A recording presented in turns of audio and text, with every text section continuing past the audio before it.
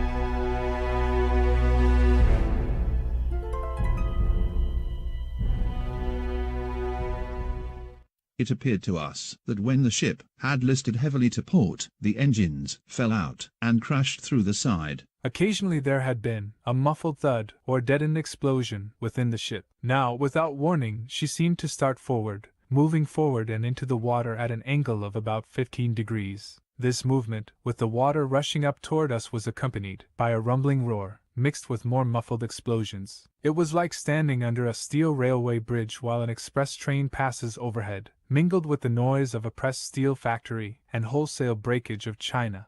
I saw the vessel was sinking, and she went down with a volley of large explosions, caused, in my opinion, by the air breaking up the decks. Just a long, loud, hissing roar, followed by an explosion, and if I remember rightly, a second one. I certainly heard nothing that sounded like an explosion. I did hear a great roar, mingled with hissing, coming from the direction of the ship. I imagined that the decks had blown up, with the pressure pulling the boat down, bow on, this heavy weight and the air between the decks. That is my theory of the explosion. I do not know whether it is correct or not, but I do not think it was the boilers. I think it was the pressure, that heavy weight, shoving that down, the water rushing up and the air coming between the decks. Something had to go. The ship took a dive, reeling for a moment, then plunging. When the ship gave the first dip, we all went aft. I remember somebody shouted, "Go gently," as if a sudden shift of weight would have disturbed the ship's position. The big boat could be plainly seen. She parted in the middle. There was an awful roar, followed by violent explosions. The whole steamer seemed to rock and steady herself for the final plunge.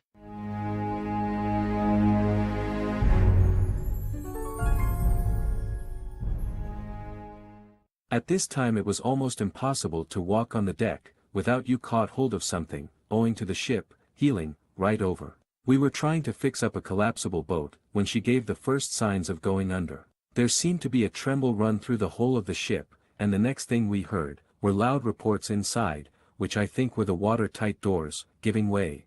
And before you could say Jack Robinson, there seemed to be mountains of water rushing through the doors, and I was swept away from where I was, right against the collapsible boat.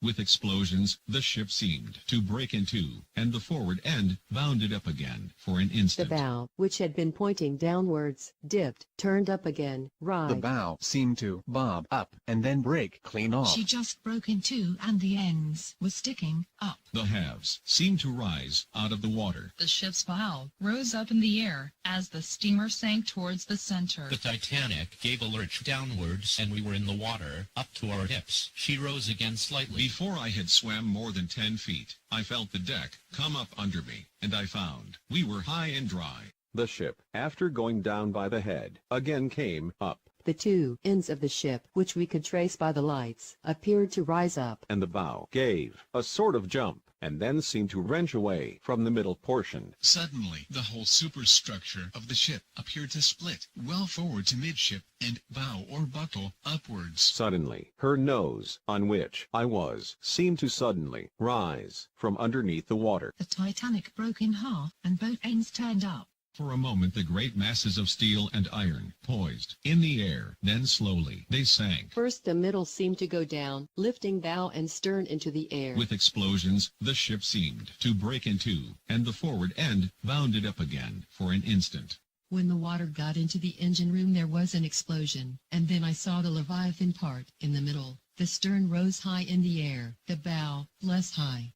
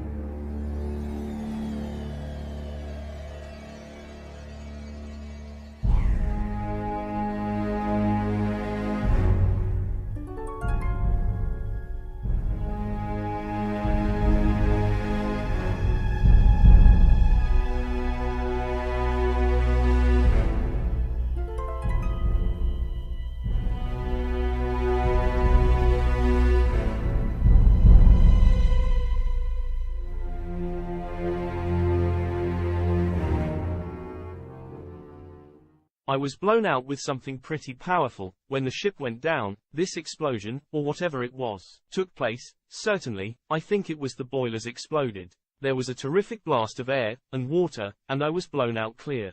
If her boilers did not explode, it was not from that, and must have been the rush of imprisoned air. We had heard a couple of explosions when we were near the boat, and then out there, we heard the big one which broke her in two. It was hard to see the forward half very distinctly because the lights had gone out of it. The back half was still brightly illuminated, however. Some of these steerage women thought the forward half, which appeared like a big black shadow, which was another boat we had run into. Then there were a lot more little explosions coming rapidly one after another.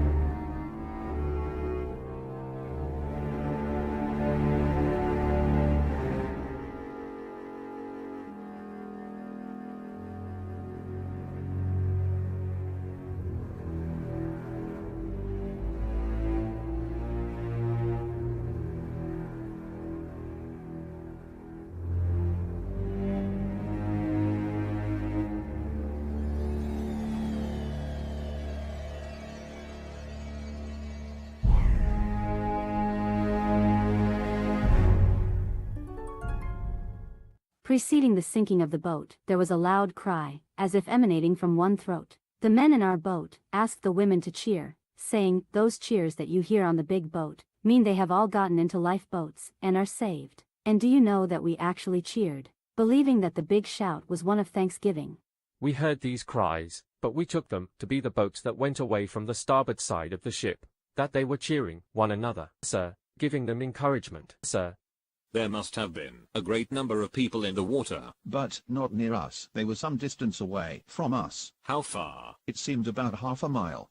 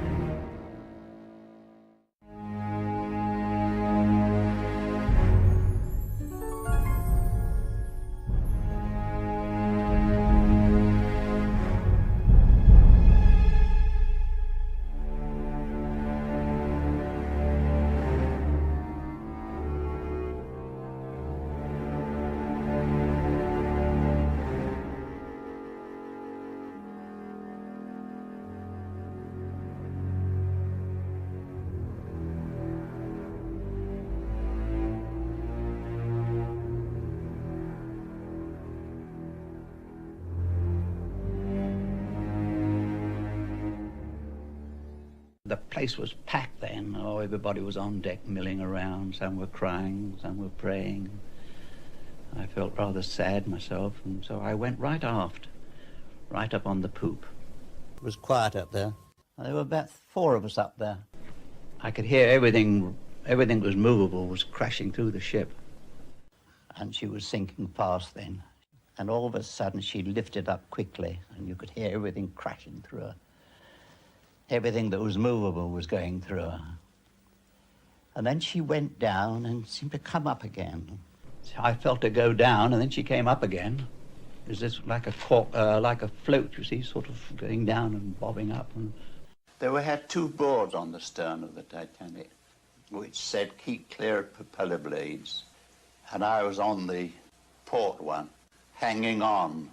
There was so much debris floating, and bodies, dead and alive, were all around this. There were hundreds of them around the stern of that ship. They'd all seemed to drift down that way. And in the well where the water was, you could see the water, and the stern was right out. And there were people there struggling and crying and doing all sorts of things, and some jumping overboard. And eventually I was hanging on to the rail, and 1 or 2 up there with me had already slipped down into the water, that is, in the well of the ship, you see. Oh, yeah. And then I let go, and I just missed the propellers on the way down. There were bodies all over the place. And then I looked up at the Titanic. There the propellers were right out of water, the rudder was right out, and I could see the bottom. And then gradually she glided away, and that was that. That was the last of the Titanic.